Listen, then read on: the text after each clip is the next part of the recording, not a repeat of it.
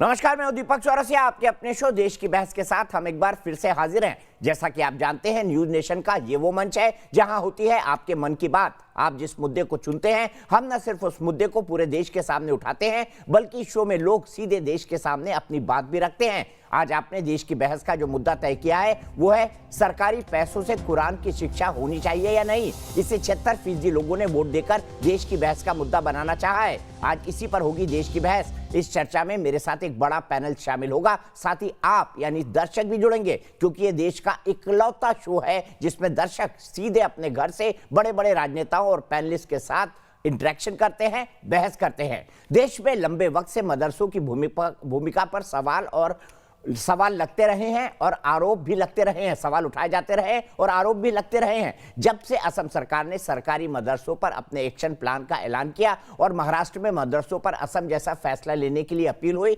तभी से कथित सेक्युलर खेमे ने इस पर सवाल दागने शुरू कर दिए। मदरसों के बहाने महाकुंभ पर उंगली उठाई गई। साथ ही साथ मजहबी तालीम के नाम पर मदरसों में चल रही जिहादी फैक्ट्री पर सवाल अभी जस का तस है।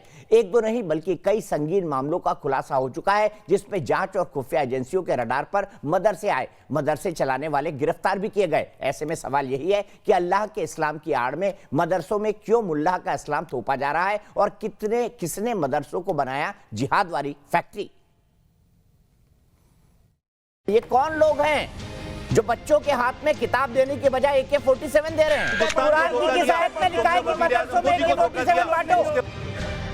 देश की बहस में हम लगातार मदरसों में जिहादी सोच की जहरीली पाठशाला पर खुलासा करते रहे हैं। जिन छात्रों के हाथों में कंप्यूटर होना चाहिए, उनके दिमाग में जहर घोलने का काम ऐसे मदरसों में किया जाता है। इस बीच महाराष्ट्र बीजेपी के विधायक अतुल भातलकर ने महाराष्ट्र सरकार से अपील की है कि सरकारी खर्चे पर चलने वाले मदरसों को फंडिंग बंद होनी चाहिए। महाराष्ट्र सरकार से मदरसाओं को जो आर्थिक मदद दी जाती है वो तत्काल बंद करे, इस प्रकार की मांग मैंने माननीय मुख्यमंत्री उद्धव ठाकरे जी को खत लिखकर की है। उन्होंने कहा कि ऐसा करने से मदरसों में जाने वाले बच्चे स्कूलों में जाना शुरू करेंगे और देश का विकास होगा। जबकि केरल के राज्यपाल आरिफ मोहम्मद खान ने भी जिहाद का जहर घोलने वाली किताब पर सवाल उठाया।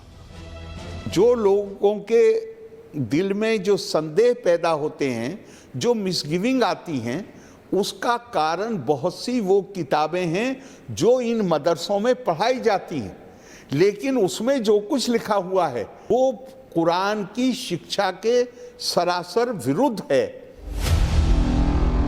दरअसल मदरसों पर देश विरोधी गतिविधियों में शामिल होने से लेकर जिहाद, आतंकवाद और पाकिस्तान के नापाक कनेक्शन पर गंभीर आरोप लगते रहे हैं। जी हां, पलवल की मस्जिदों और मदरसों में आतंकी संगठन लश्कर-ए-तैयबा की फंडिंग का सच का खुलासा NIA सामने ला चुकी है, जिसके सीधे तार आतंकी हाफिज सईद से और पाकिस्तान से जुड़ते हैं। यही नहीं, इंडियन मुजाहिदीन का फाउंडर मेंबर यासीन भटकल भी अंजुमन हामिये मुस्लिमीन मदरसे में तालीम लेता था, जिसने देश में कई आतंकी गतिविधियों को अंजाम दिया था। उसे 2013 में नेपाल बॉर्डर से पकड़ा गया था। जाहिर है NIA ऐसे खुलासे लगातार कर रही है। संस्थाओं के संबंध न केवल PFI से हैं, ISIS से भी इनके संबंध रहे हैं और ये सारी इन्वेस्टिगेशन में धीरे धीरे चीजें क्लियर हो रही हैं, सामने आ रही हैं। देश की बहस में आज चर्चा हो रही है कि आखिर कब तक मासूम बच्चों को आतंक का हथियार बनाने के लिए मदरसों में जिहाद के नाम पर जहरीली सोच का पाठ पढ़ाया जाएगा। जिन हाथों में कुरान और कंप्यूटर होना चाहिए, ऐसे मदरसे उन बच्चों के हाथ में बंदूक थमा देने के लिए तैयार कर देते हैं। आखिर कब तक देश विरोधी गतिविधियों का पाठ ऐसे मदरसों में पढ़ाया जाएगा? और देश की बहस में हमारा आज का सवाल भी इसी से जुड़ा हुआ है। क्या मदरसों में देश विरोधी काम होता है? आप शो के दौरान इस पर अपनी राय हाँ या ना में हमें दे सकते हैं। आप हमारे वेबसाइट www.newsnation.com पर आ सकते हैं। न्यूज नेशन के मोबाइल ऐप पर आ सकते हैं, जिसे डाउनलोड करना बेहद आसान है। आप हमारे ट्विटर हैंडल को जानते हैं, साथ ही साथ फेसबुक पेज पर भी जा सकते हैं। लेकिन सबसे खास बात इस शो की ये देश की बहस है, इसीलिए आप भी इसमें शामिल हो सकते हैं। अगर आपकी कोई राय है, आपका कोई विचार है, या अगर आप शो में शामिल होना चाहते हैं, तो एक छोटा सा वीडियो बनाकर अपनी रिक्वेस्ट के साथ 9711002266 पर भेज दें। इस कार्यक्रम के दौरान आपके सवाल का जवाब भी हम आखिरी में दिखाते हैं, देखना मत भूलिए। देश की बहस के दर्शक क्या कहते हैं। सबसे पहले मैं अपने गेस्ट को इंट्रोड्यूस कर देता हूं। शालिनी गुप्ता मेरे साथ कानपुर से जुड़ेंगी, शालिनी को जोड़िए। लेकिन उससे पहले देख लेते हैं कौन कौन से खास लोग हमारे साथ जुड़ गए हैं। उदित राज जी जुड़ गए हैं, कांग्रेस के नेता हैं। साथ ही साथ शबनम खान जी जुड़ गई हैं, एक सोशल एक्टिविस्ट हैं और काफी कट्टर पंथ के खिलाफ बहुत खुलकर बोलती हैं। अवनीश अवस्थी जी प्रोफेसर हैं लेकिन बड़े तेजी से अपनी आवाज रखते हैं। साथ ही साथ बहुत पढ़े लिखे मेरे एहतेशाम भाई, पॉलिटिकल एनालिस्ट और एडवोकेट, जाने माने सुप्रीम कोर्ट के, वो मेरे साथ जुड़ गए हैं। थोड़ी ही देर में मेरे साथ मौलाना अली कादरी जुड़ेंगे जो कि चेयरमैन है सीरत उन नबी स्वास्थ्य अकेडमी हैदराबाद के। इसके अलावा संबित पात्रा जी मेरे साथ थोड़ी ही देर में जुड़ेंगे। शालिनी गुप्ता जी, सबसे पहले आपके पास आना चाहूंगा क्योंकि जनता जनार्दन होती है, दर्शकों की राय मेरे सर माथे पर। आप बताइए, आपको क्या लगता है मदरसों पर जो बहस शुरू हुई है, क्या सरकारी पैसे से कुरान की शिक्षा, गीता की शिक्षा या फिर बाइबल की शिक्षा दी जानी चाहिए?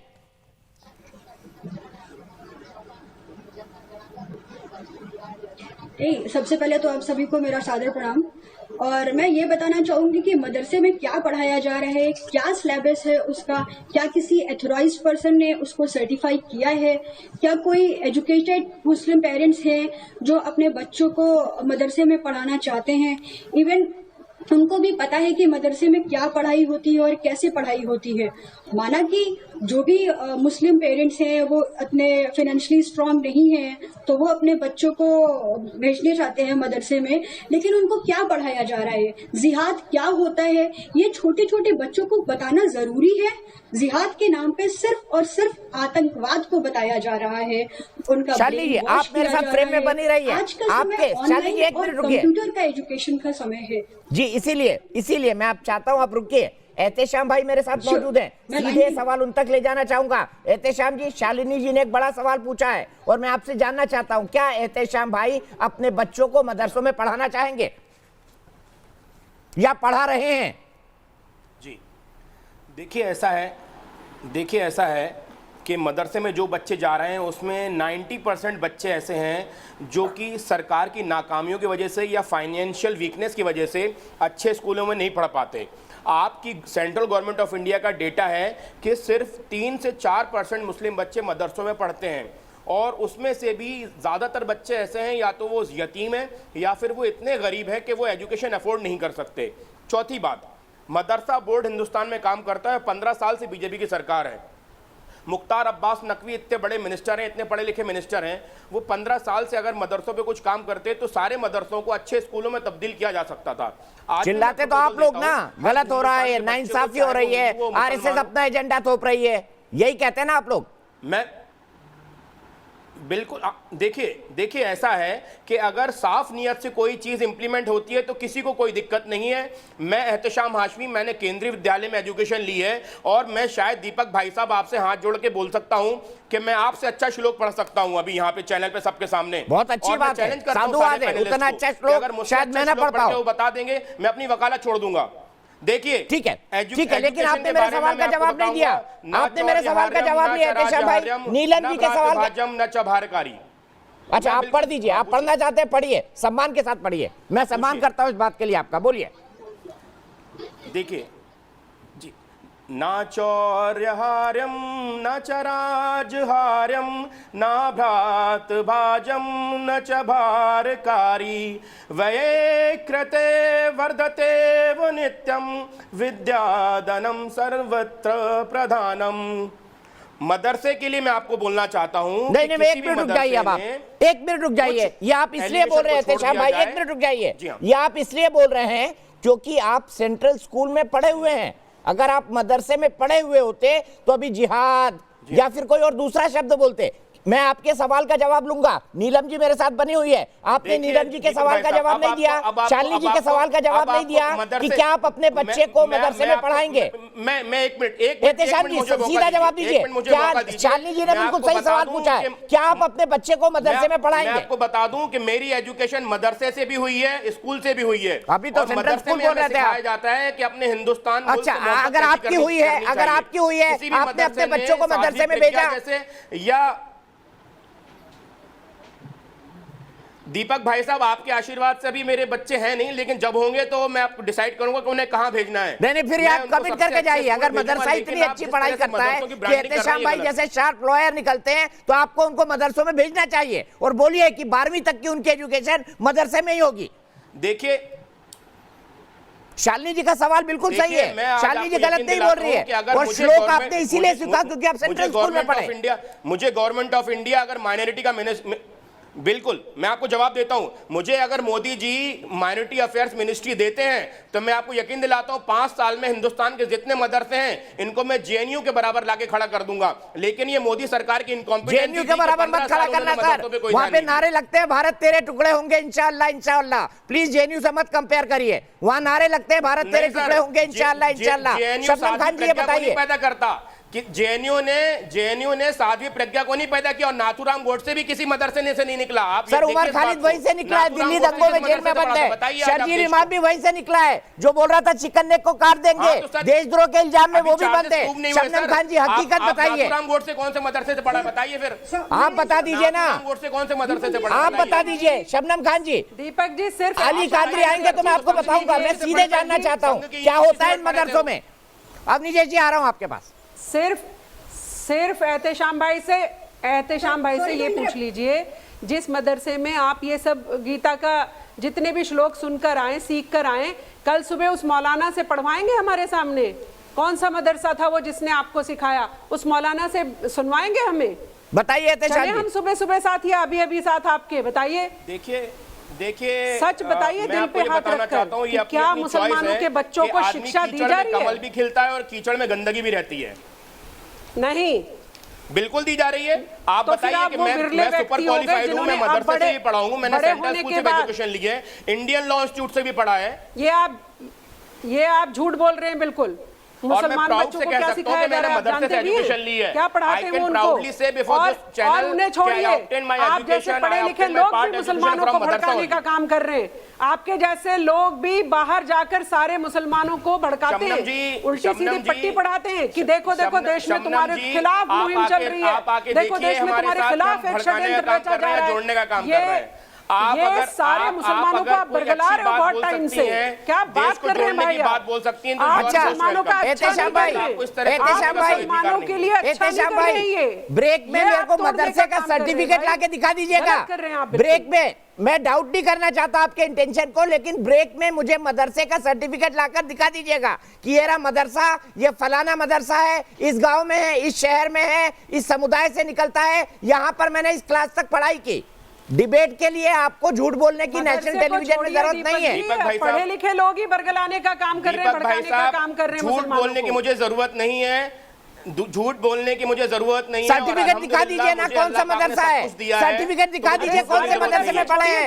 देखिए, मैं एक चीज सीखा है ना, मैं आपको दिखाता हूँ, मैं आपको बताता हूँ। मेरी बात सुनिए ना, मेरी बात सुनिए ना, मेरी बात सुनिए, मुझे बोलने का मौका तो दीजिए।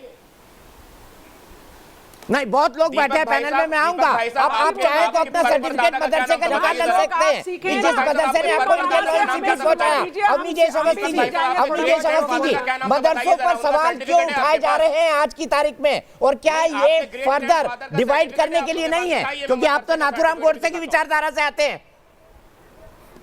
नहीं, मैं नाथूराम गोडसे की विचारधारा से नहीं आता हूँ। मैं एहतराम आशमी से अभी उसके सरकार में आप मंत्री बनने को राजी थे, अभी नरेंद्र मोदी की सरकार में आप मंत्री बनने को राजी थे। आप बोल रहे हैं वो डिवाइड करता है, डिसाइड तो कर लीजिए। नरेंद्र मोदी की सरकार में मंत्री बनना है, वैसा डिसाइड कर लीजिए।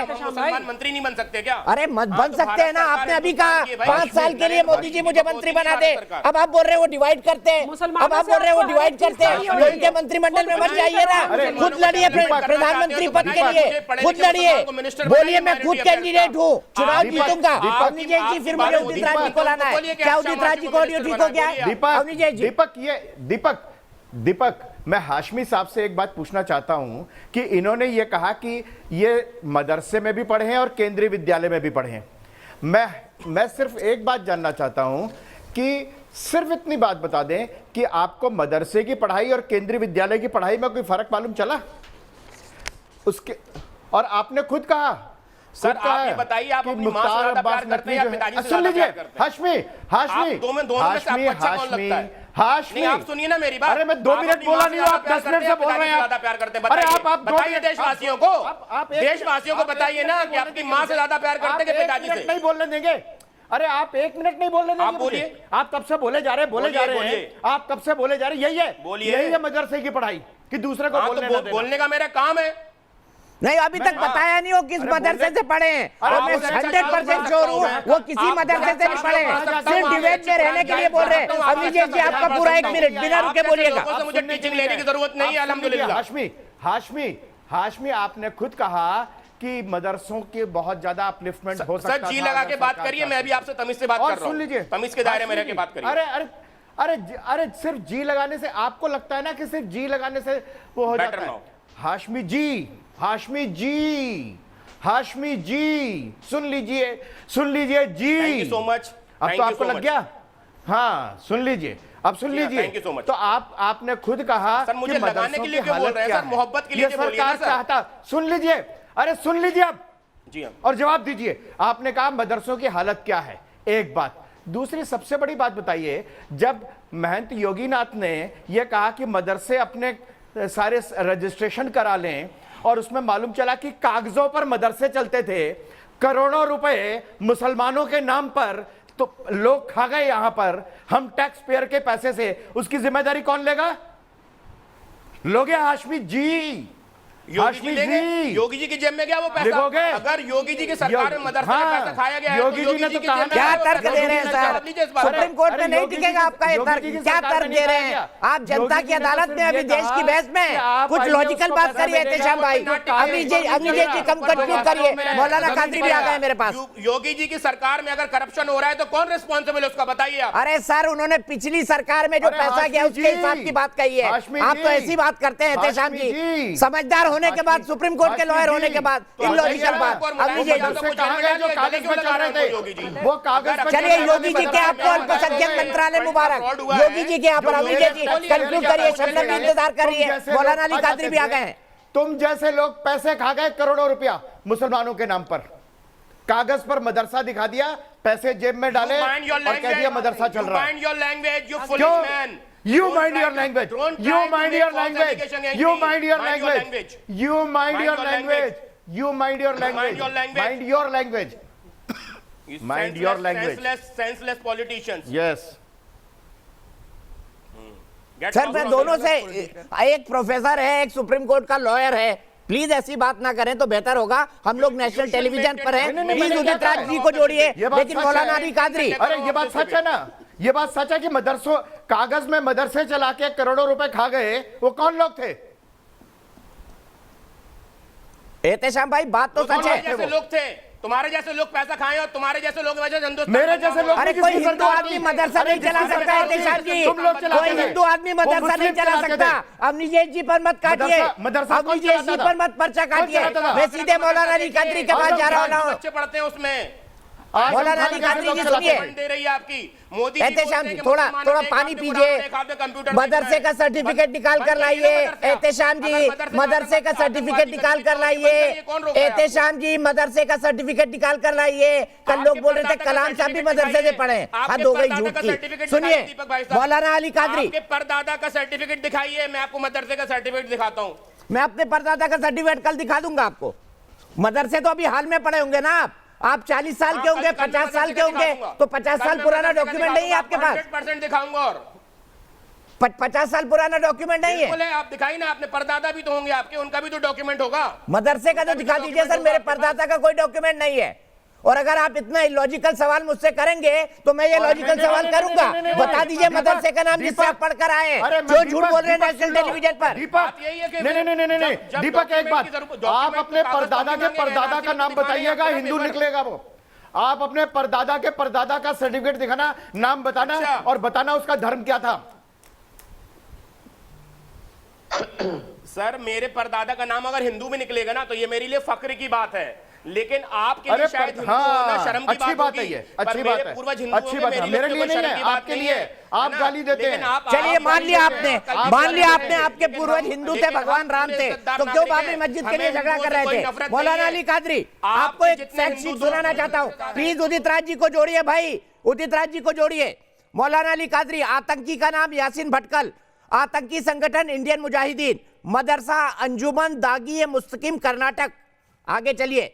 साजिशकर्ता जर्मन बेकरी और 10 अन्य आतंकी केस, गिरफ्तारी नेपाल बॉर्डर के पास। अगला सुनिए। आतंकी का नाम सज्जाद भट्ट, आतंकी संगठन जैश-ए मोहम्मद, मदरसा जाकिया सिराज उल उलूम शोपिया, पुलवामा हमले का मास्टरमाइंड्स में से एक। आतंकी का नाम अबू यूसुफ उर्फ मुस्तकिम, आतंकी संगठन ISIS, दिल्ली अयोध्या को दहलाने की साजिश। आगे चलिए। आतंकी संगठन जैश-ए मोहम्मद, मदरसा जिससे वो इन्फ्लुएंस होता है दारुल उलूम देवबंद, आतंकी हमलों के लिए ग्रेनेड बनाया जाता था, जैश के लिए आतंकियों की रिक्रूटमेंट होती थी। ऐसे कई सारे नाम है सर, बड़ी लिस्ट है, देखिए 5 पेज की लिस्ट है, पढ़ते जाऊंगा टाइम खत्म हो जाएगा। तो आप बता दीजिए, जैसे यजीद पहला आतंकवादी था वैसे आज तक आतंकवादी बना रहा है ना मदरसा? बताइए, आपने खुद ने माना था यजीद पहला आतंकवादी था। मक्का मस्जिद का बम्बला साधु, मालेगांव का बम्बला साधु, अजमेर की दरगाह का बम्बला साधु, और जो है मालेगांव की जो बम्बला की जो कल्पित है वो आज आपकी सांसद है प्राज्ञा क्या साध्वी जो है ना, वो उसका नाम। अरे मैं तो सिर्फ ये की नहीं है क्या? बिल्कुल सही बोला आपने, बिल्कुल सही बोला, बिल्कुल सही बोला। जंग करबला में पैगंबर मोहम्मद को किसने मारा था? हजरत साहब को। व्यक्तिगत बात है कि उसने आतंकवाद गतिविधियों में अपने आप को शामिल किया। जितने भी आतंकवादी है उनका इस्लाम से कोई ताल्लुक नहीं है। अगर आप लेकिन आप नाम जैश-ए मोहम्मद रखने देंगे? सवाल तो मुसलमानों का पूछ रहे हैं, जवाब आप हिंदुओं का दे रहे हैं। कहेंगे अरे आपसे मुसलमानों का सवाल पूछ रहे हैं तो मुसलमानों का जवाब दीजिए ना। ठीक है, मैं उदित राज जी के पास जाता हूँ। उदित राज जी माफ कीजिएगा, आपके साथ कनेक्शन नहीं जुड़ा हुआ था, कुछ टेक्निकल प्रॉब्लम थी, देर से आ रहा था। आप इस पूरी बहस को सुन रहे हैं, आप आज शुरुआत कर दीजिए, बोलिए मदरसों का पूरा रिफॉर्म हो। जो तालीम होती है वहां से आलिम। देखिए, ऐसा है कि मैं शुरू से जुड़ा हुआ हूँ और अगर मदरसों में कमी है तो उस कमी को दूर किया जाना चाहिए और ये मुसलमानों के हित में भी है।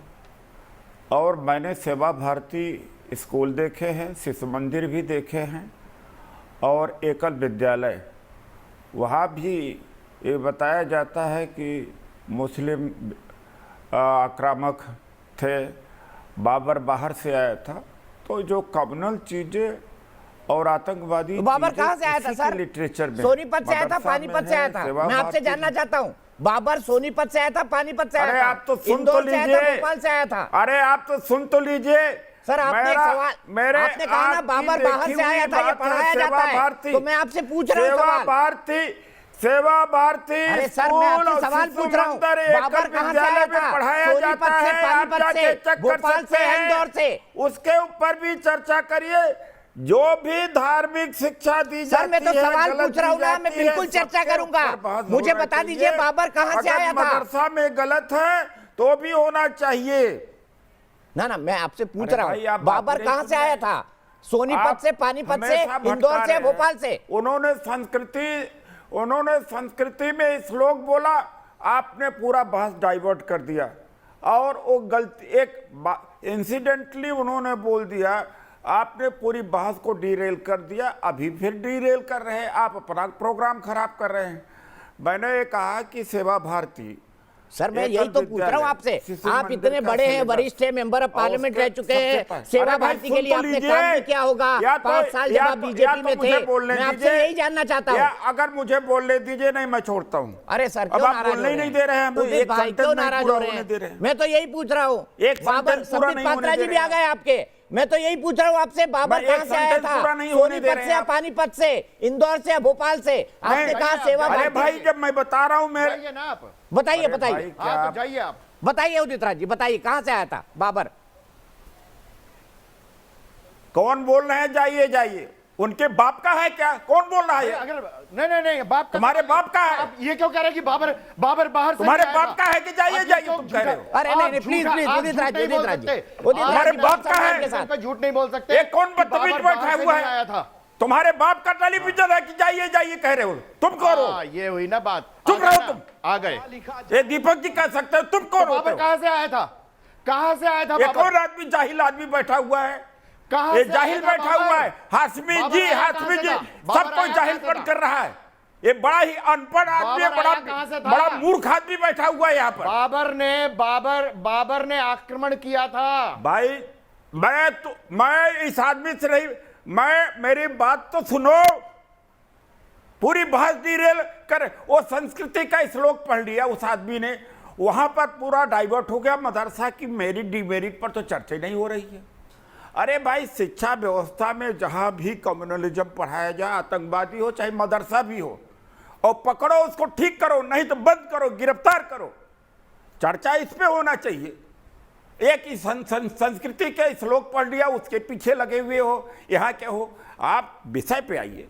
और दूसरी बात है, दीपक जी, हाथ जोड़ से कहूँगा आपसे, जेनू को बर्बाद मत करिए। टुकड़े टुकड़े गैंग है।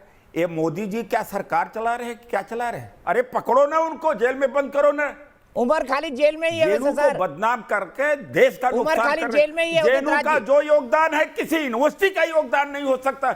जितने आईएएस, जितने एकेडमिशियन, जितने इंटेलेक्चुअल पैदा हुए हैं, जेनू ने पैदा किया, कोई नहीं करा। टुकड़े टुकड़े गए हैं। आईबी किसके पास है? सीबीआई किसके पास है? सरकार किसके पास है? पकड़ते क्यों नहीं? बदनाम करते हैं जेनू टुकड़े टुकड़े गए। आप भी तो टुकड़े गैंग के खिलाफ बोल रहे थे उदित राज जी, जब आप बीजेपी में थे।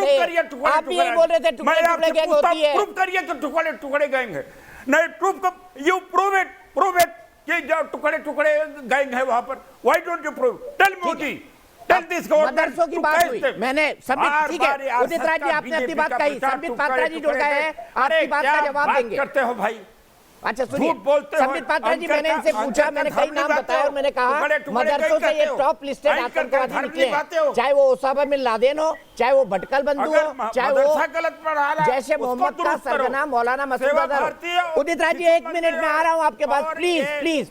जो एकल विद्यालय में कम्युनल चीजें पढ़ाई जाती हैं, मैंने खुद देखा है। यही सवाल पूछता हूँ सर, देखा है यही सवाल। 5 साल आप गलत पार्टी में रहे उदित राज जी, नहीं बोला था 5 साल पहले, 5 साल आपको बीजेपी में नहीं रहना था। यहाँ बैठा हुआ है, एकल विद्यालय वही चलाते हैं, जो जी कह रहा है। ठीक है, अब शांति, ठंडा पानी पीजिए। सवाल यह है यहाँ पर, तो झगड़े लगाने के लिए नहीं। अगर मदरसा खराब है, अगर दीपक जी मदरसे खराब है, बिल्कुल चर्चा करिए, बिल्कुल पनिशमेंट होना चाहिए। लेकिन सेवा भारती के ऊपर भी चर्चा करिए, शिशु मंदिर के ऊपर भी करिए। ठीक है, मैं कई फोटो दिखाऊंगा जहां शिशु मंदिर भी गए, सेवा भारती भी गए 2014 से 2019 में। निकालिए भाई उदित राज जी की फोटो। संबित पात्रा जी, मदरसे गलत है तो सेवा भारती भी बताती है कि बाबर विदेश से आया था। तो मैंने पूछा उदित राज जी से, सोनीपत से आया था कि पानीपत से आया था, इंदौर से आया था कि भोपाल से आया था, नहीं बताया उन्होंने। मुझे बताइए, क्या सेवा भारती और सरस्वती शिशु मंदिर कम्युनल फीलिंग डालती है बच्चों में? आप पर आरोप है, आपकी संस्था पर आरोप है। मैं as a commissioner income tax, मैं जब इनकम टैक्स शांत हो जाएं तभी तो मैं बात कर पाऊंगा, वरना मैं कैसे बोलूंगा? एक सेवा भारती शांत हो जाइए उदित जी, बैठ जाइए, शांत हो जाइए।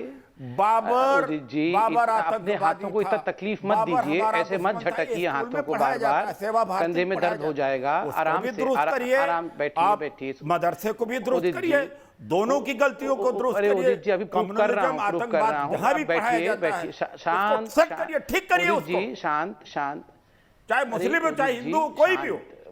क्रोध स्वास्थ्य के लिए अच्छा नहीं होता उदित जी, शांत हो जाइए और सुनिए जरा। दीपक जी, मैं पहले ही बता दूं, आदरणीय उदित जी से मैं रिक्वेस्ट करूंगा, जरा मुस्कुरा के दिखाएं। और मुझे कह रहे जाए वो आदमी कौन बैठा रखा है भाई?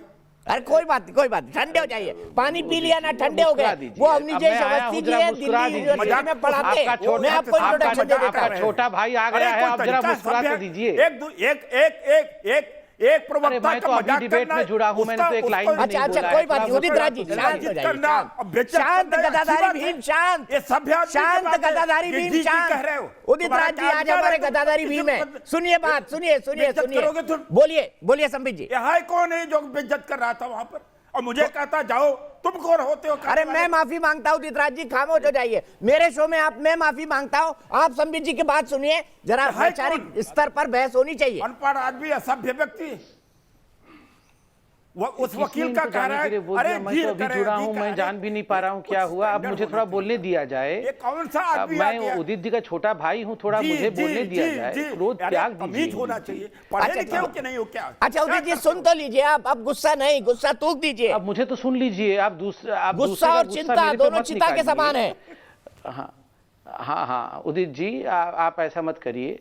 अब सुनिए, देखिए ऐसा है कि मेरे और उदित राज जी का जो संबंध है वो भाइयों वाला संबंध है। मैं इनका छोटा भाई हूँ, ये मेरे अग्रज हैं और मैं हमेशा ही इनका हितैषी रहा हूँ। और देखिए मैं तो कहता हूँ कि उदित राज जी कोई भी कुछ कहे, उदित राज जी को गुस्सा नहीं होना चाहिए। भविष्य में पूरे कांग्रेस का कमान इन्हीं के हाथों में आने वाला है और पूरे देश में कांग्रेस के कार्यकर्ता सब प्रार्थना भी कर रहे हैं। और सुनने में इस बार भी आया है कि ये जो अभी ऑल इंडिया कांग्रेस कमेटी की बैठक होने वाली है, हो सकता है इसी बार, हम तो प्रार्थना भी कर रहे हैं, मेरे बड़े भाई इसी बार अध्यक्ष बने कांग्रेस के और बहुत यशस्वी अध्यक्ष बने। कम से कम मैं तो मानता हूं कि राहुल जी से अच्छे ही अध्यक्ष बनेंगे और बनेंगे भी, जरूर बनेंगे।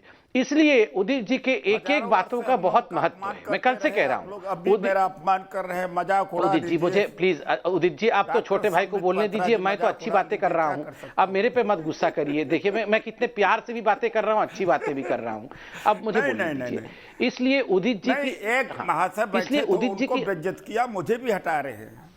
देखिए मैं अभी आया हूं उदित जी, मुझे नहीं पता कि इसने आपको क्या कहा है। मेरे जाने के बाद आप जरूर उस सब चर्चा करिए, मुझे अभी बोलने दिया जाए। इसलिए चूंकि कांग्रेस के कमान को संभालने वाले हैं भविष्य में, इसलिए उदित जी के हर बात को बहुत सीरियसली लेना है और उस पर डिबेट भी करना है। क्योंकि देश की दशा और दिशा भविष्य में हो सकता है उदित जी के हाथ में हो, क्योंकि कांग्रेस के अध्यक्ष बनने का अर्थ होता है कि पीएम के कैंडिडेट भी हो सकते हैं आगे, तो इसलिए इसको सीरियसली लेना है। देखिए उदित जी ने मदरसे के विषय को कल कुंभ मेले के साथ जो कंपैरिजन किया है, मैं इस कंपैरिजन के साथ कदाचित नहीं हूं, कदाचित नहीं हूं।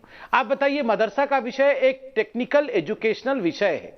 हेमंत बिस्वा शर्मा जी ने क्या कहा? उन्होंने कहा कि हमारे राज्य में राज्य के खर्चे के आधार पर हम कुरान, भगवत गीता या बाइबल तीनों को समान ढंग से एक ही वाक्य में उन्होंने कुरान का भी जिक्र किया, भगवत गीता का भी जिक्र किया और बाइबल का भी जिक्र किया कि हम मजहबी शिक्षा टैक्स पेयर की मनी से नहीं दे सकते हैं क्योंकि यह संविधान सम्मत नहीं है। उसमें और भी बहुत सारे विषय हैं। उन्होंने कहा एक भी मदरसा बंद नहीं होगा, हर मदरसे को अपग्रेड किया जाएगा, उसको मॉडर्न एजुकेशन सेंटर बनाया जाएगा और जो मदरसे में मौलवी इत्यादि शिक्षा दे रहे हैं उनको रेगुलर स्कूल में ट्रांसफर किया जाएगा और उनकी भी चिंता की जाएगी। आप बताइए, अब किसी मदरसे में अगर कोई व्यक्ति पढ़ता था इमाम बनने के लिए, अब वो डॉक्टर भी बन पाएगा, इंजीनियर भी बन पाएगा, तो खुद बताइए कांग्रेस के भावी अध्यक्ष जो हैं वो उससे प्रसन्न होंगे कि नहीं होंगे?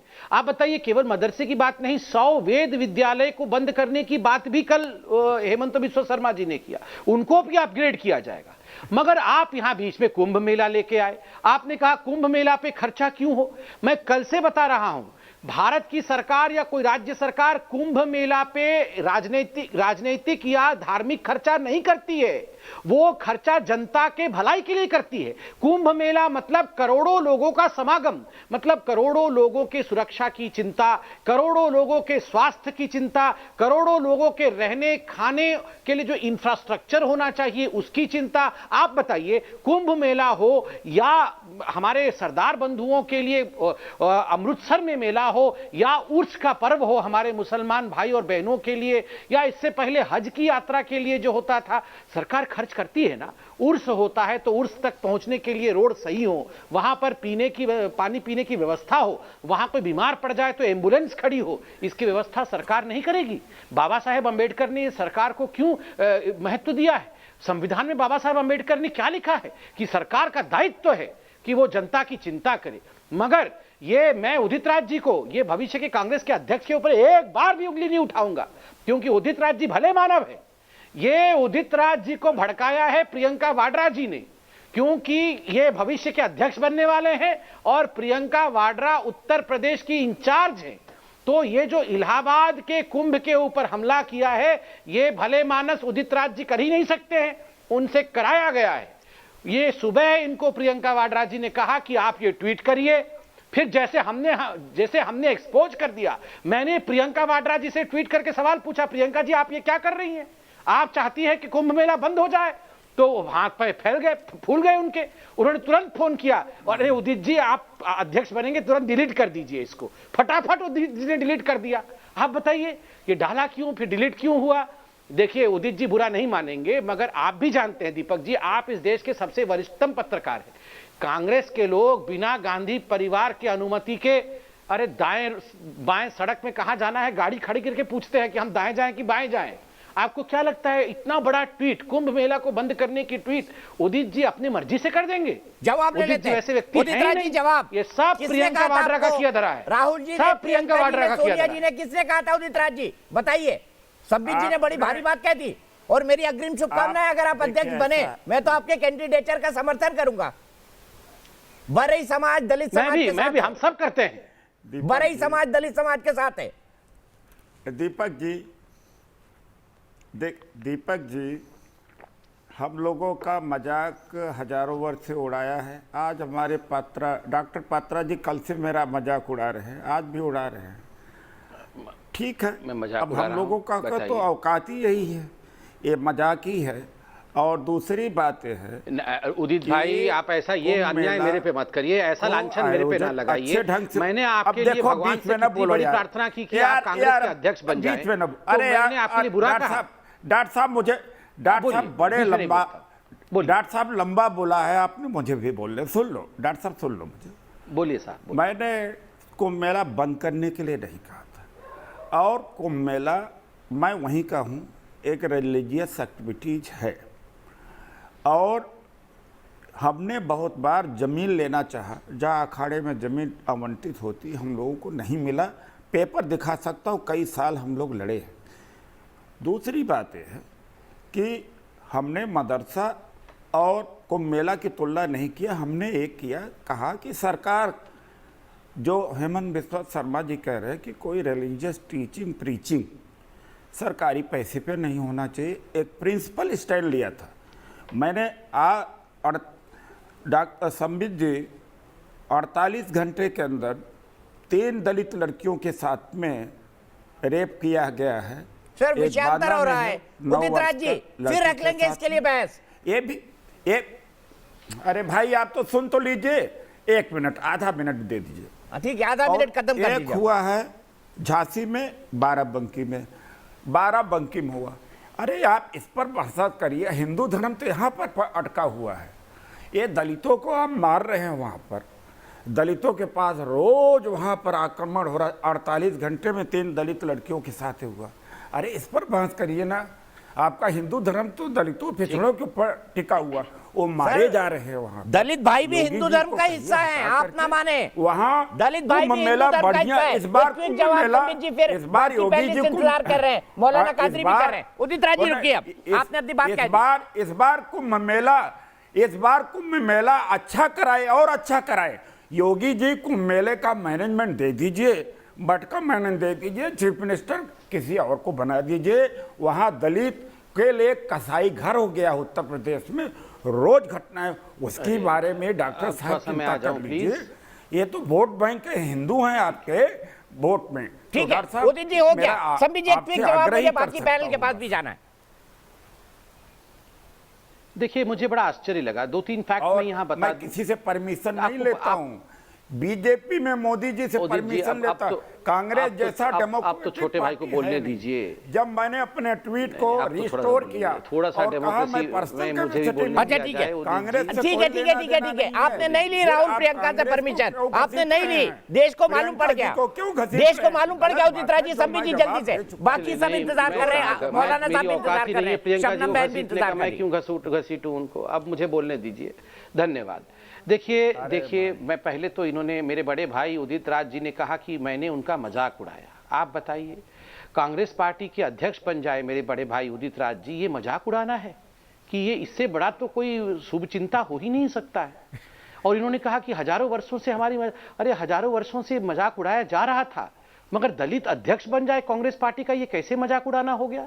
और आप एक IRS ऑफिसर रहे, आप एजुकेटेड हैं, आप स्मार्ट हैं, आप सांसद रह चुके हैं, आप में क्या यह कुबत नहीं है कि आप कांग्रेस पार्टी के अध्यक्ष बन सकते हैं? राहुल गांधी आपसे कैसे आगे हो सकते हैं? राहुल गांधी ना तो IRS रहे, ना तो आपकी तरह स्मार्ट है, ना आपकी तरह फर्राटेदार अंग्रेजी और हिंदी बोल सकते हैं, फिर भी आप अपने आप को अध्यक्ष मानने को तैयार नहीं है। आपको इससे बाहर आना है। दूसरी बात, देखिए दीपक भाई, ऐसे हिंदू मंदिर मैं आपको 20 गिना दूंगा जो करोड़ों करोड़ों करोड़ों में टैक्स देते हैं। तिरुमला तिरुपति देवस्थानम कितने करोड़ टैक्स देती है? आप जानते हैं कर्नाटक में 50 करोड़ रुपए 2016 में मंदिरों से टैक्स वसूल करके renovation and restoration of church पे खर्च किया गया। हमने एक ऊंचू किया। आप जानते हैं कोरोना के समय तमिलनाडु में मंदिर से 10 करोड़ रुपए जबरन टैक्स वसूल करके उसको हॉस्पिटल में खर्चा किया। किसी हिंदू ने कहा कि नहीं होना चाहिए। केरल में क्या किया गया? गुरुवायूर के मंदिर से पैसा लिया गया कोर्ट के ऑर्डर के बावजूद, 5 करोड़ रुपए। किसी ने ऊंचू किया? किसी ने नहीं किया। अब बेचारे उसी मंदिर के किसी कार्यक्रम के स्वास्थ्य के लिए, सुरक्षा के लिए अगर खर्च कर दिया जाए तो कितनी आपत्ति हो रही है। दूसरी बात, इन्होंने कहा रेप, दलित, ब्राह्मण, ठाकुर किसी की बेटी के साथ रेप जैसा जघन्य अपराध ईश्वर करे कभी कोई बर्दाश्त न करे। इस पर डिबेट हर दिन होना चाहिए और एक्सपोज हमें करना चाहिए। मगर मैं एक बात पूछना चाहता हूं, बलरामपुर में जब एक विशेष समाज के लोग दलित के रेप कर देते हैं तो वो डिबेट नहीं होता है। राजस्थान, उदित जी देखिए, आप भविष्य के अध्यक्ष है कांग्रेस पार्टी के। मैं बिल्कुल हम सब्जेक्ट से बाहर जा रहे हैं सर, आप कंक्लूड करिए, फिर मैं सब्जेक्ट पे आगे बढ़ता हूं। हाँ, देखिए, चूंकि इन्होंने कहा कि दलित रेप पे डिबेट होना चाहिए। जो सिलेक्टिविज्म है, दलित लड़की के साथ, 2 दलित लड़कियों के साथ, माइनॉरिटी दलित लड़की, छोटी थी वो उम्र में भी, उनके साथ रेप हुआ राजस्थान में। राजस्थान के अशोक गहलोत ने कहा कि अच्छा ये तो अपने मन से गई थी, और बताइए उसके ऊपर एक शब्द नहीं बोले उदित राज जी, जस्ट बिकॉज ये कांग्रेस के अध्यक्ष बनने वाले हैं और अशोक गहलोत कांग्रेस के ही है, इसलिए नहीं बोला। उस समय परिसंघ याद नहीं आया कि मैं भी परिसंघ का अध्यक्ष हूं, मैं तो आवाज उठाऊंगा, दलित चाहे कांग्रेस के राज्य का हो चाहे बीजेपी के राज्य का हो। इसीलिए मैं कहता हूं उदित जी, आपका व्यक्तित्व छोटा नहीं है, आपका व्यक्तित्व बहुत घना है। पूरे भारतवर्ष में आप उदयमान हो, कांग्रेस को आप दिशा दें। इस कारण से ये जो सिलेक्टिविज्म राहुल और प्रियंका कर रहे हैं इसको आप छोड़िए, और जो भविष्य का अध्यक्ष हो वो सिलेक्टिविज्म और चयनात्मक राजनीति ना करे, ये अपील मैं आपसे करता हूं। बट कुंभ मेला बंद मत करवाइएगा सर। सीधे चलता हूं, डॉक्टर विनय कुमार उपाध्यक्ष है नोएडा के, उनके पास। डॉक्टर विनय कुमार, आपसे जानना चाहूंगा, क्या कहेंगे आप मदरसों के बारे में? क्या मदरसों में इस देश में सब कुछ ठीक ठाक है? अगर बाकी जगहों की बात की जाए तो सब जगह सवाल उठ रहे हैं, कई तरह की इन्वेस्टिगेशन भी हुई है। आप क्या कहेंगे डॉक्टर विनय कुमार? जी नमस्कार। मेरा ये मानना है कि जो भी टैक्स पेयर्स मनी को अगर शिक्षा पे हम इस्तेमाल कर रहे हैं तो उसका सदुपयोग होना चाहिए, और शिक्षा पे किसी हर धर्म और संप्रदाय का इक्वल हक है। तो मुझे ये मानना है कि, लेकिन जो आप ये सब चीजें दिखा रहे हैं ये काफी परेशान करने वाली हैं। तो मुझे ये लगता है कि इन सब चीजों को शिक्षा पे, because if a person gets right kind of education he becomes a right citizen for society. बिल्कुल सही, बिल्कुल सही कहा आपने डॉक्टर विनय कुमार जी, बिल्कुल सही बात। सीधे चलता हूं अली कादरी जी के पास। अली कादरी जी, आप बहुत देर से हाथ उठा रहे थे, आपने माना था कि यजीद जिसने पैगंबर साहब को मारा वो पहला आतंकवादी था। तो सवाल ये उठता है, आपने परसों ही कहा था इस बात को, सवाल अब ये उठता है कि मदरसे फिर इस आतंकवाद की शिक्षा क्यों दे रहे हैं? इससे तो बाहर निकल जाना चाहिए समाज को। देखिए दीपक जी, मैं बारहा आपको परसों के डिबेट में भी कहा कि कोई धर्म भी आतंकवाद की तालीम नहीं देता, आतंकवाद की शिक्षा नहीं देता। रहा सवाल के बेवजह के मदरसों को एक टारगेट करते हुए आप लोग एक नया बवाल करने की कोशिश कर रहे हैं। ये तो खैर आपकी इख्तियार की बात है, आपकी मर्जी की बात है, आप लोग जितना चाहे इसको उछालें, लेकिन हमारा जो संविधान है हमें इस बात की इजाजत देता है, हम करें। दूसरी बात मैं आपको बताना चाहूंगा, क्या करें? मदरसों में शिक्षा के नाम पर आतंक करें? वाबस्ता लोग हैं जो आतंकी गतिविधियों में लिप्त रहे, क्या आपने कभी उन पर वो करा? आपने रेप केस में देखा कि जो है आसाराम बापू रहे, राम रहीम रहे, सर सिंगल हैंडेडली दोनों को मैंने जेल भिजवाया है, नेट पे पढ़ लीजिएगा सर। तर्क ये नहीं है, तर्क ये नहीं है, तर्क मेरा नाम पढ़ लीजिएगा, राम रहीम और आशाराम के साथ सिंगल हैंडेडली जेल भिजवाया है मैंने। जाने की कोशिश करेंगे नहीं आप फिर काली कादरी साहब तर्क नहीं बचते तो आप कुतर्क करने लगते हैं। शबनम खान, कौन लोग हैं जो मदरसों के नाम पे मुस्लिम समाज के युवा लोगों को पीछे रखना चाहते हैं? क्यों जो पढ़े लिखे लोग हैं, बड़े बड़े स्कूल से निकल कर आते हैं, ये कहने लगते हैं कि मैं भी मदरसे से आया हूँ। उनको मॉडर्न टेक्नोलॉजी की तालीम की जरूरत नहीं है, वो लोग क्या वैसे ही गुजार देंगे। एक बात तो ठीक कह रहे हैं, लेकिन धर्म नहीं सिखाता आतंकवाद। उसमें कितने लोग आतंकवाद ऐसे लोग सिखाते हैं, लोग कंप्यूटर की आतंकवाद सिखा कौन रहा है उनको पकड़िए। मॉडर्न एजुकेशन अरे रुक जाइए, ऐसे लोग सिखा रहे हैं आतंकवाद। और ये जो मदरसे आप देख रहे हैं ना, ये किसने बनाए दीपक जी? मदरसे इसलिए बनाए गए ताकि मुसलमान स्कूल में शिक्षा लेने ना चला जाए, उन मदरसों में ही फंसा रहे और वहां पर उन्हें जो ये शिक्षा देना चाहे वो वाली शिक्षा दी जा सके। और जो लोग बच्चे मदरसे में आपने शिक्षा नहीं दी, मदरसे में आपने सिखाया हिंदुओं से नफरत करना, हिंदुओं को दबाना, अल्पसंख्यक देश में वो लोग शिक्षा अल्पसंख्यक बता के देश में मजे लूटना, हिंदुओं को डराना, सारी जिंदगी डराया आपने हिंदू भाइयों को। पहली बार देश में पहली बार हिंदू भाई कुछ अपनी बात कह पा रहे हैं, झूठ मत बोलिए। अच्छा आप एक बात बताइए, कितने मुसलमानों के लिए आपने मदद करी है? चलिए बता दीजिए। और अभी बहनों का रोना पीट रहे थे, कौन सी बहन की मदद करने आप पहुंचे हो ये बता दो, चलो बता दो। यहाँ पर नेशनल टेलीविजन पे दीपक चौरसिया के चैनल पे कर दो खुलासा, कितनी बहनों की मदद करके आए हो? एक बहन का नाम बताओ जरा, एक मुसलमान का नाम बताओ जरा, एक टेढ़े मुसलमान को सीधा रास्ता दिखाया हो वो बताओ जरा, बताओ। बहुत आपको सीधे रास्ते बताना नहीं आता, आपको मदरसे में बच्चों को हिला हिला के बच्चों को ये पढ़ते रहो और उल्टा पुल्टा सीखते रहो, कोई जरूरत नहीं है। सारे मुसलमान बच्चों को बिगाड़ रहे हैं आप। कम्युनिटी को देखने वाले बहुत सारे लोग हैं, सिखाते हैं उनके बड़े बड़े मुफ्ती आप सिखाते हैं कि मुस्लिम लड़कों को सिखाते हैं कि हिंदू बेटियों को लाओ शादी कर करके, ये सिखाते हो आप। हम करते हैं उनको गाइड। आप हिंदू भाइयों का कभी कर्जा उतार भी नहीं सकते हो। हिंदू भाइयों ने आपको हमेशा सम्मान से रखा, पहली बार हिंदू भाई आपसे शिकायत करने की हिम्मत जुटा पा रहा है, वरना आपका पूरा कब्जा था देश पर, देश पर कब्जा कर रखा था आप लोगों ने, सबको डराते थे आप। हिंदुओं ने कभी मना नहीं किया कि ये देश जितना हमारा है उतना तुम्हारा नहीं है, हिंदू ने कभी मना नहीं किया। ये आपके कर्म है जो आपको ये सब सुनना पड़ रहा है, ये सब आप लोगों की देन है जो आपने हिंदुओं की बेटियों का शोषण करा है। ये आप लोगों की देन है जो मदरसों में बच्चे आतंकवाद की शिक्षा ले रहे हैं। तो मुसलमान बच्चों को आपने इंग्लिश नहीं पढ़ने दी, औरतों को मेहंदी नहीं लगाने देते हो, इत्र नहीं लगाने देते हो, कौन से मुल्ला हो ये तुम? जबकि इस्लाम धर्म में ये सब लिखा ही नहीं है। मुसलमानों महिलाओं को जितना मकाम मिला कोई मदद में नहीं मिला। इस्लाम धर्म का नाम मतलब तुम्हारे मुंह से अच्छा भी नहीं लगता इस्लाम धर्म कहना। बात करने का, इस्लाम धर्म को बदनाम करने का तुमने ठेका ले रखा है सारे लोगों ने। बस दाढ़ी लगाई, टोपी लगाई, बैठ गए बच्चों को बुद्धू बनाने। पहले अपने आप को बच्चों को सीधा रास्ता दिखाया नहीं आपने आज तक। और हिंदू भाइयों को कभी हिंदू भाइयों ने ये नहीं कहा आप कम हो या कोई कम है। आपने सारे हिंदू भाइयों को शोषित किया है, शोषण किया है उनका। ठीक है, मैं इस बहस पे फिर आऊंगा। सारे मुसलमान खास तौर पर उदित राज जी आपके लिए निवेदन करना चाहूंगा। जेएनयू में बहुत कहते हैं कि जो सेना है वो आतंकवादियों को गैर कानूनी तरीके से मारती हो तो आतंकवादियों का भी समर्थन करते हैं, याकूब मेमन का भी करते हैं, और बोलते हैं कि सेना वहां ऑर्गेनाइज ढंग से बलात्कार करती है। कुछ तस्वीरें दिखाऊंगा तब मालूम पड़ेगा जेएनयू का टुकड़े टुकड़े गैंग है क्या। बड़गाम की तस्वीरें देखिएगा अभी थोड़ी देर पहले आई है ब्रेक के बाद। तो देश की बहस पे हम बात कर रहे हैं कि क्या मदरसे आतंकी शिक्षा दे रहे हैं, ऐसे आरोप कई मदरसों पर लगे हैं। हम हर मदरसे की बात नहीं कर रहे हैं, लेकिन जितने बड़े आतंकी इस दुनिया में हुए हैं ज्यादातर मदरसों से ही पढ़कर निकले हैं, ये एक हकीकत है।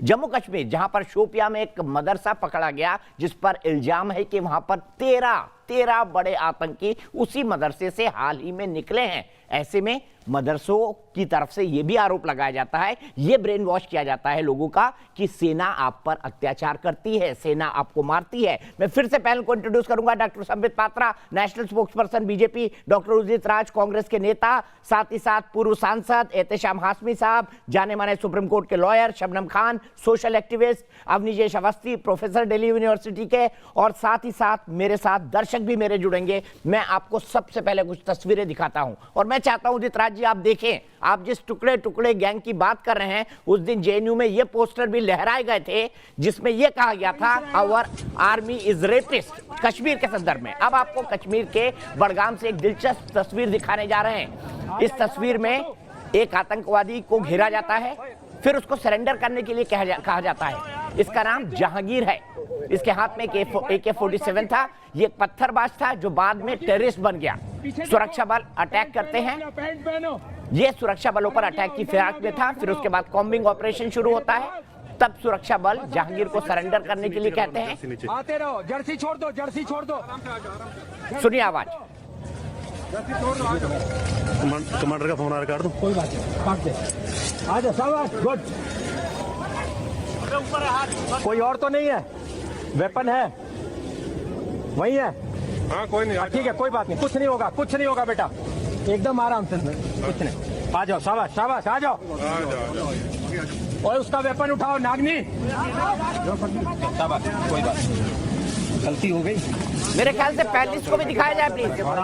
चिंता मत, पानी दो, पानी लाओ, पानी लाओ, सारे दूर हो, अकेले दूर हो,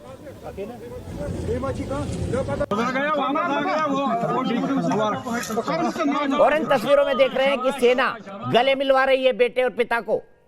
पिता डरा हुआ था कि बेटे को गोली मार दी जाएगी, लेकिन सेना वहां पर पिता और बेटे को गले मिलवा रही है। उदित राज जी, ये उसी जेएनयू के मुंह पर एक करारा थप्पड़ है जो कहता है, आजा इधर आजा, जो कहता है उस आतंकवादी के बारे में, अफजल हम शर्मिंदा हैं, तेरे कातिल जिंदा हैं, जो कहता है कि हमारे आर्मी के जवान रेप करते हैं कश्मीर के अंदर। ये तमाचा है जेएनयू की उस सेक्युलर ब्रिगेड पर, टुकड़े टुकड़े ब्रिगेड पर।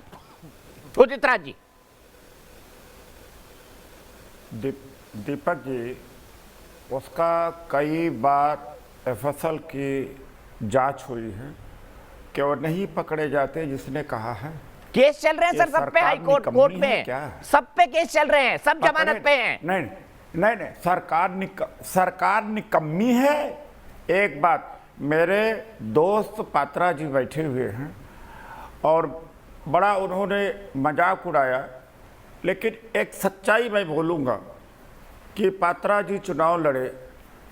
सर छोड़िए उसको, मैं एक बहुत गंभीर मुद्दे पर बात कर रहा हूं। आपने कहा जेएनयू को बदनाम न करें, व्यक्तिगत तौर पर हम कभी भी बात कर लेंगे। मैं 1 घंटे का आपका और पात्रा जी का सेशन कर दूंगा। मुझे जवाब दीजिए, जेएनयू में ये नारे क्यों लगते हैं, अफजल हम शर्मिंदा हैं, तेरे कातिल जिंदा हैं, और आप ये तस्वीर देख रहे हैं जम्मू कश्मीर की। मुझे जवाब दीजिए, मुझे जवाब दीजिए कि क्यों नहीं पकड़ा है। सरकार निकम्मी है, सरकार से पूछो, मुझे जवाब दो। केस चल रहे हैं उन पे, ये जो टुकड़े टुकड़े गैंग है जेएनयू की, सब केस चल रहे हैं, सब जमानत पे हैं। पकड़े ना, अरे पकड़े, अरे पकड़े, सरकार क्यों नहीं पकड़ती? सरकार पकड़ा था तो राहुल गांधी चले गए थे ना जेएनयू में, आपको याद नहीं है? सीताराम येचुरी चले गए थे, डी राजा चले गए थे, आपको याद नहीं है? राहुल गांधी सरकार चला रहे क्या? राहुल गांधी और डी राजा सरकार चला रहे क्या? सर जेल में तो गया था ना कन्हैया, अभी केस चल रहा है, बेल पे उमर खालिद जेल में है। इसीलिए नहीं, इसीलिए अरे बदनाम कर रहे हो आप एक। अब इसीलिए डॉक्टर पात्रा जी का नाम इसीलिए मैं ला रहा था, उसका संबंध है। पात्रा जी को प्राइम मिनिस्टर बनना चाहिए और प्राइम मिनिस्टर मटेरियल थे। इनको हराया मोदी जी ने, बगल में रैली किया, इनके यहाँ नहीं गए। मोदी जी इनको अपना थ्रेट मानते हैं। सर ठीक है, अच्छी बात है। राहुल गांधी आपको मानते हैं, मोदी जी इनको मानते हैं। मुझे टुकड़े टुकड़े गैंग का जवाब दे दीजिए, मुझे टुकड़े टुकड़े गैंग का जवाब दे दीजिए। क्यों बोला जाता है जेएनयू में अफजल हम शर्मिंदा है? प्लीज पिक्चर दिखाइए कश्मीर की, अफजल हम शर्मिंदा है, तेरे कातिल जिंदा है। उदित राज जी इसका जवाब दीजिए। वही जेएनयू है ना जहाँ से आप पड़े हुए हैं? क्या देश विरोधी माहौल तैयार किया जाता है जेएनयू में? जवाब दीजिए। जगह खाली कर देना चाहिए। वरना पात्रा जी हारने वाले नहीं हम जा रहे हैं ट्रम्प, हम अमेरिका जा रहे हैं, वहां प्रेसिडेंट बनेंगे। कोई बात नहीं। इसका मतलब उदित राज जी आपके पास इस बात का कोई जवाब नहीं कि जेएनयू में क्यों नारे लगते हैं, अफजल हम शर्मिंदा है, तेरे खातिर जिंदा है। ठीक है पात्रा जी, एक मिनट रुक जाइए। ये व्यक्तिगत आपने व्यक्तिगत बात कही, ये भी व्यक्तिगत बात कह रहे हैं। मैं इसका जवाब शबनम खान से लूंगा, फिर आपके पास आऊंगा। शबनम खान जी, मूल सवाल पर क्यों अटक गए हैं, क्यों नारे लगते हैं जेएनयू में, और क्या कश्मीर की ये तस्वीरें लोगों को दिखाई नहीं देती? इसके बाद दोनों से क्विक कमेंट, शबनम और अवनीजेश अवस्थी। इसलिए अटक गए कि सारी जिंदगी मुसलमानों को भड़काया है कि देखिए देखिए कश्मीर में बड़ा अत्याचार हो गया। कल ही मैं किसी मुस्लिम से बात कर रही थी तो भाई बोला कि कश्मीर जाकर देखो क्या हाल है। मुसलमानों के साथ कितना बड़े भाई है, सिर्फ शबनम को ऑडियो फिर अवनीजेश का दिमाग में भरा जाता है बैठाकर कि सारे, यही इनके दिमागों में भरा जाता है। ये मौलाना जो है ना, जो टोपी लगा लगा के घूम रहे जगह जगह और माल खा रहे सारे मुसलमानों के नाम पर, यही कर रहे हैं। ये मुसलमानों को कह रहे हैं मोदी जी तो बड़ा अत्याचार कर देंगे तुम्हारे ऊपर, और सबको भड़काते हैं कि कश्मीर में बड़ा अत्याचार हुआ बहनों पर और भाइयों पर। आप देश में भी यही कर रहे हैं। ये जगह जगह मीटिंग करते हैं और वहां के लोगों को यही सिखाते हैं कि अरे देखो तुम्हारे ऊपर अत्याचार हो रहा है, तुम तो बोल भी नहीं पा रहे हो देश में। यहाँ बैठकर नेशनल टेलीविजन पे इनकी जबान देखो कितनी तेज है, कैंची की तरह, किसी को बोलने नहीं देते। जवाब दीजिए। मोदी जी आपको बर्बाद कर देंगे इसके नाम पर आपकी एकेडमी चंदा जुटाती है, स्वास्थ्य एकेडमी चंदा जुटाती है। मोदी जी से सावधान, आरएसएस से सावधान। बोलिए मलिक कादरी जी। इनका वॉल्यूम कम कर दीजिए साहब, मैं आपको पूरा अच्छा आंसर दूंगा। हाँ दीजिए। देखिए पहली चीज तो यह है कि मैं संबित जी से ये बड़ी ही अदबन रिक्वेस्ट करूंगा कि शबनम जी को जो है कोई सरकार में पद या कोई चेयरमैनशिप दिला दीजिए। ये बड़े ही मुसलमानों के खिलाफ में जहर उगल रही है, तो इनको क्या पद दिला दीजिए ताकि ये इनका जितनी खिदमत अंजाम दे रही है सरकार की ताईद में वो पूरा हो जाएगा। तो तुम्हारे जैसे लेने के लिए तो मिलाते घूमते हैं सबकी। संबित पात्रा भाई की चिंता मत करो, मुझे क्या पद मिले क्या ना मिले, मुझे तुम्हारी जरूरत नहीं है। हमारी जो सेना है, अरे कितने मुसलमानों इमरान खान से भी बोलूंगा, इनको वहां पर पद देंगे। और रहा सवाल कि कोई नहीं, मैं इमरान खान से भी बोलूंगा इनके पद के लिए, चिंता मत करिए। चिट्ठी दोनों तरफ लिखा जाएगा, चिट्ठी दोनों तरफ लिखा जाएगा। इमरान खान भी देख रहा होगा पाकिस्तान में, हो सकता है ये रिक्रूट कर ले इमरान खान इनको इमरान खान, चिंता मत करिए। अरे सर कोर्ट चले जाते ना, चुनाव लड़ने से रुकवा देते, गए थे लोग कोर्ट में, कोर्ट ने क्या कहा नहीं पता। पुराना रिकॉर्ड, पुराना रिकॉर्ड ही चलेगा। अवनीजेश जी सवाल ये है मुद्दों पर बात क्यों नहीं करते, सवाल यहाँ पर ये। अवनीजेश जी फिर एहतेशाम भाई और संबित जी का क्लोजिंग कमेंट पड़ा। टारगेट मत कीजिए आप लोग। बात है कि अभी कादरी साहब ने क्या कहा, शबनम के बारे में कोई पद दिला दीजिए। मुसलमानों का विरोध नहीं किया शबनम ने कहा मुसलमानों के नाम पर जो ये घटिया राजनीति करते हैं, पैसे खाते हैं, उनको भड़काते हैं, उनके खिलाफ बोली है। और सिर्फ ये कह दिया कि इनको पद दे दीजिए। इसलिए यस क्या मुसलमानों के भीतर से ट्रिपल तलाक के खिलाफ आवाज नहीं आनी चाहिए थी? हाशमी साहब आज बताएं ना, आज मुझे क्या मुसलमानों के भीतर से आवाज नहीं आनी चाहिए कि हलाला खत्म होना चाहिए? क्या नहीं होना चाहिए? अनकॉन्स्टिट्यूशनल कानून है वो। अरे अभी भी वही अटका हुआ है रिकॉर्ड, अभी भी वही के भीतर से आए ना, मुसलमानों के भीतर से आवाज आए। और मैं बता दूं, कश्मीर में 5 लाख हिंदू निकाल दिए गए, कश्मीर से 5 लाख हिंदू निकाल दिए गए। किसी ने एक ने कहा गंगा जमुनी संस्कृति। ठीक है, एहतेशाम जी के पास चलते हैं। एहतेशाम जी संस्कृति एक क्विक कमेंट आपसे चाहूंगा, मुझे बताइए हलाला और 3 तलाक के खिलाफ मुसलमानों से आवाज क्यों नहीं आई? और कश्मीर से जब 5 लाख हिंदू निकाल दिए गए, माशाल्लाह आप छोटे रहे होंगे, तब कोई क्यों नहीं बोला? आज एहतेशाम हाशमी खड़े क्यों नहीं होते कश्मीरी पंडितों के लिए? देखिए कश्मीरी पंडितों के लिए अवस्थी जी बैठे हैं, ये मुझसे बड़े उम्र में कितनी बार खड़े हुए। दीपक भाई साहब, आपने जब पत्रकारिता शुरू करी थी तो हिंदुस्तान का हर बच्चा दीपक चौरसिया को देखता था कि मुझे इनके जैसा पत्रकार बनना है, लेकिन आज वो ये बात क्यों नहीं सोच पा रहा है? और जहां तक मेरा सवाल है, आप मेरा रिकॉर्ड उठा के देखिए, मैं कभी वकालत किसी मुसलमान या किसी हिंदू के लिए नहीं करता हूं, मैं हर हिंदुस्तानियों के लिए लड़ता हूं। और आप जितने भी मेरे वकील तो पैसे के लिए लड़ता है, बारे में माफ कीजिएगा, हकीकत यही है कि नहीं सर, ऐसी बात नहीं है। बिल्कुल ऐसी बात नहीं है। ऐसा कहना वैसे ही होगा जैसे पत्रकार साहब दलाली करते हैं, वैसे ही वकील पैसे के लिए लड़ता है। मुझे तो यहाँ पे ऑन एयर लोग बोल देते हैं आप दलाल हैं, बड़वे, मुझे कोई फर्क नहीं पड़ता, मुझे कोई फर्क नहीं पड़ता है एहतेशाम जी, कोई फर्क नहीं पड़ता। दीपक जी, जाकी राय भावना जैसी, मैं आपको आज बोल रहा हूं कि अगर मैं किसी पत्रकार की इज्जत करता हूं, ये यहाँ पर बैठकर ऐसे कह के ही तो माल कमाते हैं। मैं चैनल पे आज बोल रहा हूँ कि मैं आपकी बहुत इज्जत करता हूँ, आप जैसे पत्रकार की देश को जरूरत है। लेकिन ये जो अंधभक्त हैं, जो हलाला को इतना इंपॉर्टेंस देते हैं, आप बताइए, अवस्थी जी बैठे हैं, शबनम हमारी छोटी बहन बैठी हैं और संबित पात्रा जी बैठे हैं, कितने हलाला के केस इनके नॉलेज में आए हैं और इन्होंने उसको सॉल्व करने के लिए क्या किया, बताइए आप। संबित पात्रा जी से मैं पूछना चाहूंगा, आप हलाला से अरे मुस्लिम समाज ने क्या किया, पहले उसका जवाब दीजिए ना। मुस्लिम समाज ने हलाला के लिए क्या किया? All India Muslim personal board ने क्या किया? ये मौलाना अली कादरी की स्वास्थ्य अकेडमी ने क्या किया? इसका कोई जवाब देगा? एहतेशाम जी बताइए। कुरान में ऐसा कोई शब्द नहीं है, कुरान में ऐसा कोई शब्द नहीं है, तो क्यों है ये प्रैक्टिस? कोई शब्द नहीं है, क्यों है ये संविधान में क्यों लड़ रहे हैं? ठीक है, मुझे पता है जब आदमी तर्क में कमजोर करता है तो BND शब्द का इस्तेमाल होता है जो सोशल मीडिया पे खूब होता है। संबित पात्रा जी बताइए, और मेरा बड़ा सीधा सवाल है, क्या मदरसों में देश विरोधी काम होता है? 91% लोग देश की बहस के दर्शक बोलते हैं हाँ। 3 सवाल उठे हैं। सबसे पहला, आप लोग एक खास धर्म के साथ भी प्रज्ञा ठाकुर को बचाते हैं और मुसलमानों को फंसाते हैं। अली कादरी का पूरा आर्गुमेंट यही है। एहतेशाम जी का ये है कि भाई मुसलमानों के नाम पर कुछ जरूर घालमेल और गड़बड़ झाला हो रहा है। उदित राज जी क्या कह रहे हैं, आप खुद जानते हैं। देखिए, जनता बहुत बुद्धिमान होती है। हम यहाँ बैठ के 5 लोग सोचे कि हमारे पास सारी बुद्धि है, ऐसा नहीं होता है। ये जो वोटिंग जनता कर रही है अपने विवेक से कर रही है। और देखिए, ये आरएसएस ने भड़का दिया, ये बीजेपी ने मुसलमानों के साथ अन्याय कर दिया। चलिए, ये तो आप इंडिया में कहते हैं। ये ISIS जो चल रहा है सीरिया में, ये क्या वहाँ आरएसएस ने करवाया? वो बीजेपी ने बनाया ISIS को। ये 9/11 जो हुआ अमेरिका के अंदर, ट्विन टावर गिरा दिया गया। पढ़े लिखे लोग, पायलट, बड़े बड़े लोग जिन्होंने आतंकवादी हमले किए, ये क्या बीजेपी ने पढ़ाया उनको? आरएसएस ने समझाया उनको? या वो उनको इंडोक्ट्रिनेट किया गया, उनको रेडिकलाइज किया गया? तो ये सब बहुत सारी चीजें ऐसी हैं जिसको यहाँ पर डिबेट करने की आवश्यकता नहीं है। अब दुनिया जानती है कौन कैसा है। अभी यहाँ पर कांग्रेस के भावी अध्यक्ष बोल रहे थे कि पकड़ लो ना, पकड़ लो उनको जाके। पकड़ा तो था याकूब मेमन को, फांसी भी हो गई थी, फांसी की सजा भी हो गई थी, मगर फिर 3:30 बजे रात को जाके सब सुबह this morning I got up at night, वो सुबह 3 बजे जाके कोर्ट खुलवा रहे थे। नहीं, Yakub Memon is hanged because he is a Muslim.